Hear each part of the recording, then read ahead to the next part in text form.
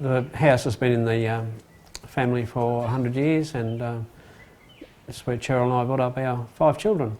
Growing up here, it was rocky, and there was a lot of thistles, a lot of shore thistles, a lot of variegated thistles, and there was a lot of rabbits. Yeah, the only trees we had growing here at the when I was growing up were cypress trees and the odd remnant of Basaria bushes and tree violet.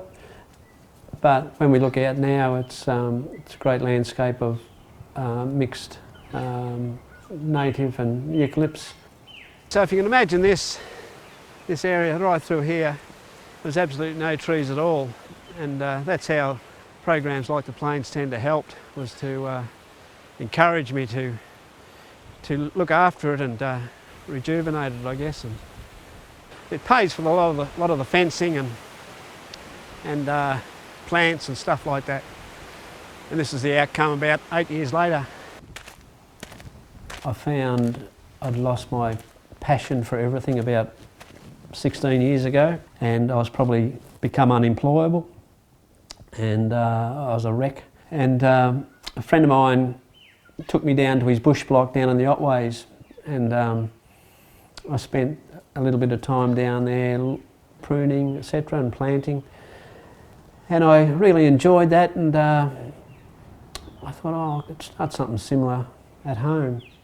And so that's when I started the tree program here and revegetation program to help me with my mental health. So I've written a book, and it's called Nature of Survival. It's about how working with the environment has helped me overcome mental health issues. And then losing a daughter, I didn't know which way I was going to go. So again, working in the environment helped me cope with grief, but you still cope with that every day. Feeling ordinary, I come down and do some work amongst the trees or plant a few trees, and lifts the mood, there's no doubt about that. For me, it works. The funding went towards fencing and seedlings, but it also went towards cattle exclusion. So areas that I'd fenced off and treed, it took into account the cost to exclude animals. Like, for example, I could have had a few beefies running on it. Well, the cost of that was covered through the tender. You know, there's a lot of money involved with fencing, gates, getting the fence posts down, especially in these rocky areas. There's areas you just can't get a post down, so we use steel posts. But it's a lot of work, a lot of time, and a lot of money to put up a fence. The cattle can't get in, and the trees are only as good as the fences, really. It's no good planting a tree unless you've got a fence around it. I've planted some red gum down here and some swamp gum, and they're doing extremely well. We've got a lot of remnant tree violet in there and Basarias, and a lot of kangaroo grass coming back just naturally, and kangaroo apple. So nearly every time you come down you find something else that's growing, like saltbush. It's rather fascinating, and plus it's great for the reptiles. You know, there's often we come across a brown snake or two, and blue-tongued lizards, and yeah, and the bird life has increased so much. It's just terrific.